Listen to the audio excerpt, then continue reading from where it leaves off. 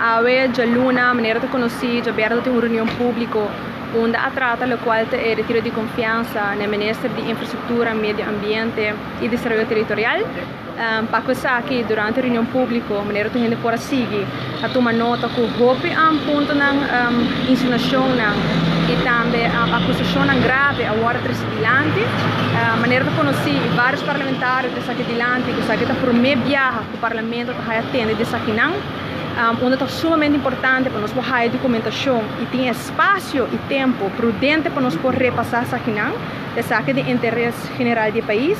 mirando que está de tópico de corrupção, então é importante para nós ter claridade e o documento não para poder demonstrar isso aqui não. Para começar aqui, como líder de fração de POR, me faz entrega de documento, para assim nós podemos documento não, idealmente para mim que já não são a work não, para nós ter tempo para lembrar aqui não, de mesmo momento nós está pedindo também para a segunda tanda, no momento que o senhor presidente larga isso aqui continuar, no momento que o ministro concernido também tem na ruba back, para o ministro presidente e outro ministro concernido mencionar também ter presente para não donar de banda. A trobe, é importante para a reunião agora chamar, sabendo que a segunda tanda o ministro concernido tem presente na ruba, isso é importante para ter, e para prometer que a reunião nossa haja espaço suficiente e não dia prometer para nós ter documento para nós nem dor que a hora de se dilante de vier na última. Bem com uma reunião, mirando o qual me mencionava no início da reunião, trata aqui de confiança, para nós em transparência e a informação do ministro, não somente como parlamentar de fração de POR, mas como parlamentar, no momento que nós acercamos o ministro,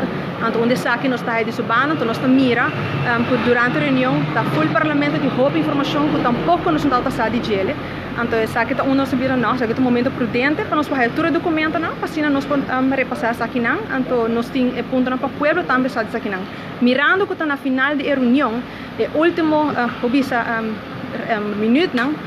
tem um documento que agora botar ter em zaga. É importante passar que no momento que eu ponho o documento não ter em zaga, é errado, é só botar para revisar e para sacar a conclusão. Então agora é nota suficiente, nota prudente, como um instituto de parlamento, assim é importante, o mês tem tempo e espaço para analisar tudo isso aqui não, para botar uma conclusão prudente para o país Aruba.